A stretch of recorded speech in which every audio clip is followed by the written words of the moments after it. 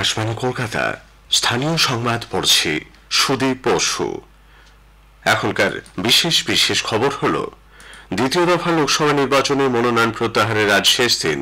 এই দফায় রাজ্যে ৩ আসনে ভোট গ্রহণ আগামী ২৬শে এপ্রিল।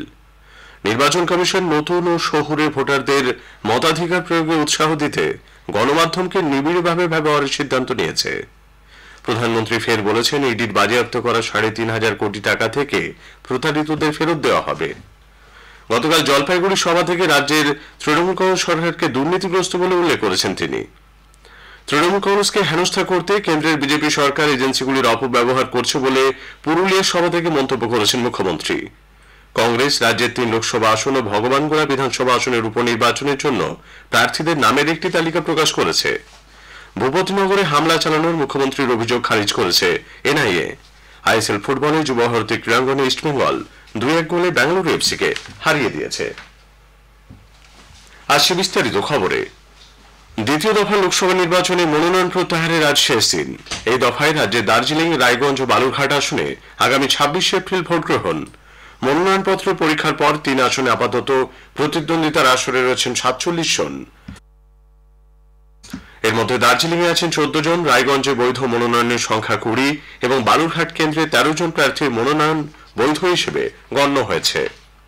নির্বাচন কমিশন জানিয়েছে, ২০২৪ সাধারণ নির্বাচন ঘোষণা হওয়ার ২০ দিনের মধ্যে তাদের সুবিধা পোর্টালে ৭৩,০০০-এরও বেশি আবেদন জমা পড়েছে।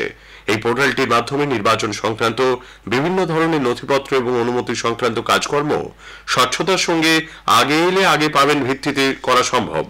এই পোর্টালের মাধ্যমে মিছিল বা সভা আয়োজনের অনুমতি, অস্থায়ী পার্টি অফিস খোলা, ঘরে ঘরে প্রার্থীদের প্রচার, ভিডিও ভ্যান, হেলিকপ্টার, নির্বাচনের কাজে ব্যবহারের জন্য যানবাহনের পারমিট এবং প্রচারপত্র বিতরণ সহ বিভিন্ন ধরনের কাজ করা সম্ভব।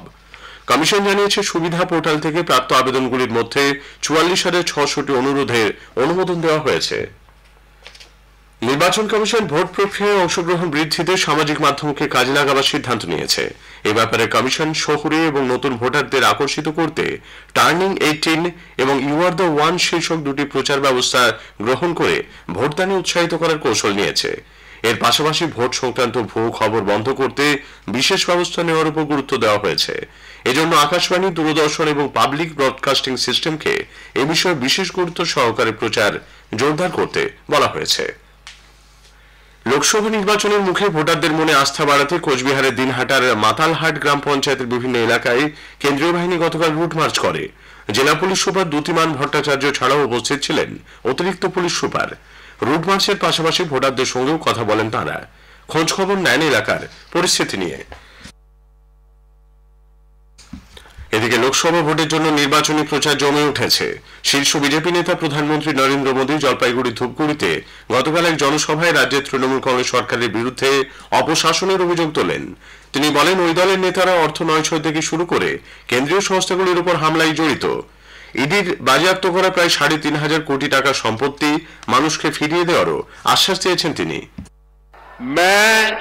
एडवाइस ले रहा हूं कि जो शिक्षक भर्ती में गरीब लोगों के पैसे गए, सरकारी नौकरी में गरीबों के पैसे गए और जिनका पक्का मिलता है कि हाँ इससे पैसा गया है, तो जो 3,000 करोड़ रुपए इनके अटैच किए ना, मैं इन गरीबों को वापस करवाऊंगा। बेचारा टीचर की नौकरी के पैसा दिया, मैं उसको पैसा वापस करवाऊंगा। এদিকে পুরুলিয়ার হুড়ায় দলীয় প্রার্থীর সমর্থনে প্রচারে গিয়ে তৃণমূল কংগ্রেস প্রধান মুখ্যমন্ত্রী মমতা ব্যানার্জি বিজেপি নেতৃত্বাধীন কেন্দ্রীয় সরকারের বিরুদ্ধে এজেন্সিগুলির অপব্যবহারের অভিযোগ তুলেছেন। রাজ্য সরকার বিভিন্ন উন্নয়নমূলক প্রকল্পের মাধ্যমে মানুষের পাশে থাকলেও কেন্দ্রের বিজেপি সরকার সিবিআই, ইডি, আয়কর দপ্তরকে দিয়ে তৃণমূল কংগ্রেস নেতাকর্মীদের হেনস্থা করছে বলে মমতা অভিযোগ করেন। এনআইএ এর কোন অধিকার আছে? এখানকার পুরুলিয়াতেও আমি শুনেছি সব হোটেলে গিয়ে গিয়ে খোঁজ নিচ্ছে কোন পার্টির কে কে থাকছে। একদিকে এনআইএ, আর একদিকে সিবিআই, বিজেপির ভাই ভাই, আর একদিকে ইডি, আর একদিকে ইনকাম ট্যাক্স, বিজেপির টাকা তোলার বক্স। তৃণমূল কংগ্রেসের সাধারণ সম্পাদক অভিষেক বন্দ্যোপাধ্যায় গতকাল ঘাটাল আসনে দলীয় প্রার্থী দীপক অধিকারী দেবের সমর্থনে একটি রোড শো করেন। চলতি বছরের 31শে ডিসেম্বরের মধ্যে ঘাটাল মাস্টার প্ল্যানের কাজ শুরু হয়ে যাবে এবং এই কাজ রাজ্য সরকার নিজেই করবে বলে অভিষেক জানান। পাশাপাশি যে বিধানসভা, পঞ্চায়েত বা পুরসভায় তৃণমূল কংগ্রেস এগিয়ে থাকবে সেখানে আবাস যোজনার প্রথম কিস্তির টাকা অগ্রাধিকারের ভিত্তিতে মিটিয়ে দেওয়া হবে বলেও মন্তব্য করেছেন তিনি। রাজ্যে প্রথম দফার নির্বাচনে পর্যাপ্ত কেন্দ্রীয় বাহিনী মোতায়েন নিয়ে সন্তোষ প্রকাশ করেছেন প্রদেশ কংগ্রেস সভাপতি সাংসদ অধীর রঞ্জন চৌধুরী। গতকাল বহরমপুরে জেলা কংগ্রেস কার্যালয়ে সাংবাদিক বৈঠকে অধীরবাবু বলেন, সুষ্ঠুভাবে ভোট না হওয়ার আশঙ্কা রয়েছে এমন জায়গাগুলিতে কেন্দ্রীয় বাহিনী মোতায়েন হয়। বসিরহাটে বিজেপি প্রার্থী সন্দেশখালীর প্রতিবাদী রেখা পাত্র গতকাল হাসনাবাদের নির্বাচনী প্রচারে অংশ নেন। এই আসনে তৃণমূল কংগ্রেস প্রার্থী হাজি নুরুলও বাড়ি বাড়ি প্রচার কর্মসূচিতে যোগ দেন। দার্জিলিং আসনে তৃণমূল কংগ্রেস প্রার্থী গোপাল লামাকে ব্যাট হাতে স্থানীয়দের সঙ্গে ক্রিকেট খেলতে দেখা যায়। পাশাপাশি চলে জনসংযোগ। ঘাটাল মাস্টার প্ল্যান নিয়ে তৃণমূল কংগ্রেস মিথ্যাচার করছে বলে বিরোধী দলনেতা শুভেন্দু অধিকারী মন্তব্য করেছেন। গতকাল পশ্চিম মেদিনীপুরের ডেবরায় এক সাংবাদিক বৈঠকে শুভেন্দু বলেন, রাজ্য সরকার মাস্টার প্ল্যানের জন্য প্রয়োজনীয় জমি বরাদ্দ করতে ব্যর্থ হয়েছে। 31শে ডিসেম্বরের মধ্যে মাস্টার প্ল্যান রূপায়ণের কথা বলে তৃণমূল কংগ্রেস নেতারা আসলে মানুষকে বিভ্রান্ত করার চেষ্টা করছেন। যে ভাষায় রাজ্যের মুখ্যমন্ত্রী এই ন্যায়ের নিন্দা করছেন তা দেশ ও সংবিধান বিরোধী বলেও মন্তব্য করেন শুভেন্দু। ভূপতিনগরের কেস কে ট্রান্সফার করেছে? কলকাতা হাইকোর্ট করেছে। আপনি কাকে চ্যালেঞ্জ করছেন? উচ্চতর আদালতকে চ্যালেঞ্জ করছেন। আমরা কেউ বললে তো কোর্ট কন্টেক্ট হয়ে যেত। যে ভাষায় কাল থেকে আক্রমণ করছে এনআইএ কে, এটা দেশ বিরোধী কাজ, সংবিধান বিরোধী কাজ, গুন্ডাদের প্রশ্রয় দেওয়ার কাজ, আর সন্দেশখালী ইস্যু থেকে মানুষকে ডাইভার্ট করার কাজ। কংগ্রেস গতকাল রাজ্যের আরো 3টি লোকসভা আসনে প্রার্থীদের নাম ঘোষণা করেছে। বনগাঁ কেন্দ্রে প্রদীপ বিশ্বাস, উলুবেড়িয়া কেন্দ্রে আজহার মল্লিক এবং ঘাটাল কেন্দ্রে পাপিয়া চক্রবর্তী প্রতিদ্বন্দ্বিতা করবেন। সেই সঙ্গে কংগ্রেস ভগবানগোলা বিধানসভা উপনির্বাচনে প্রার্থীর নাম ঘোষণা করেছে। ওই উপনির্বাচনে কংগ্রেসের প্রার্থী হচ্ছেন অঞ্জু বেগম। স্থানীয় সংবাদ শুনছেন আকাশবাণী কলকাতা কেন্দ্র থেকে। মুখ্যমন্ত্রী মমতা বন্দ্যোপাধ্যায়ের এনআইএর বিরুদ্ধে ভূপতিনগরে হামলা চালানোর অভিযোগ বিবৃতি দিয়ে খারিজ করেছে কেন্দ্রীয় তদন্তকারী সংস্থা এনআইএ। গতকাল বিকেলে এনআইএর তরফে এক বিবৃতি জারি করে জানানো হয়, তাদের বিরুদ্ধে যেসব অভিযোগ তোলা হচ্ছে তা দুর্ভাগ্যজনক ও ভিত্তিহীন। শনিবার সকালে গ্রামবাসীদের প্ররোচনা দেওয়ার কোনো ঘটনা ঘটেনি। বিবৃতিতে এনআইএর তরফে জানানো হয়েছে, ভূপতিনগরে তাদের পদক্ষেপে কোনো দুরভিসন্ধি ছিল না। সংস্থার বিরুদ্ধে বেআইনি কাজ করার যে অভিযোগ করা হচ্ছে তাকে ঘিরেও যে বিতর্ক তৈরি হয়েছে তা দুর্ভাগ্যজনক। নানুয়াবিলা গ্রামে দেশি বোমা তৈরির জন্য যে জঘন্য ষড়যন্ত্র করা হচ্ছিল তার বিরুদ্ধে জারি তদন্ত সম্পূর্ণ বৈধ আইন সিদ্ধ। 2022 সালের ডিসেম্বরের ওই ঘটনায় 2023 সালের জুন মাসে কলকাতা হাইকোর্টের নির্দেশে তদন্তভার হাতে নেয় এনআইএ। এদিকে পূর্ব মেদিনীপুরের ভূপতিনগরের ঘটনায় কেন্দ্রীয় সংস্থা এনআইএর সঙ্গে বিজেপির যোগ রয়েছে বলে তৃণমূল কংগ্রেস ফের অভিযোগ করেছে।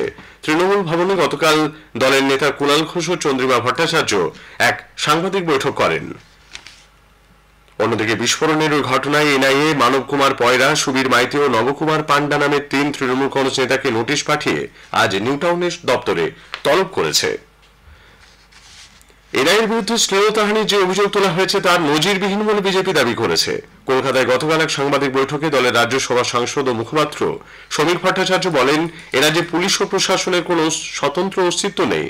বিজেপি নেতা জিতেন্দ্র তিওয়ারি এনআইএ এসপির বাড়িতে গিয়ে বৈঠক করেছেন বলে শাসক দল যে অভিযোগ করেছে সে প্রসঙ্গে সমীরবাবু বলেন, তৃণমূল কংগ্রেস ছেড়ে বিজেপিতে যোগ দেওয়ায় জিতেন্দ্র তিওয়ারি প্রতিহিংসার শিকার হচ্ছেন। মতুয়া ধর্ম মহামেলার মধ্যেই উত্তর 24 পরগনা ঠাকুরনগরের ঠাকুর বাড়িতে বড়মা বীণাপানি দেবীর ঘর দখলকে কেন্দ্র করে গতকাল সন্ধ্যায় অশান্তি ছড়ায়। মতুয়া মহাসংঘের নেত্রী মমতাবালা ঠাকুর অভিযোগ করেন যে অল ইন্ডিয়া মতুয়া মহাসংঘের সংঘাধিপতি সাংসদ শান্তনু ঠাকুর, তার ভাই সুব্রত, পরিবারের অন্যান্য সদস্য ও বিজেপি সমর্থকরা জোর করে তালা ভেঙে বীণাপানি দেবীর ঘর দখল করেছেন।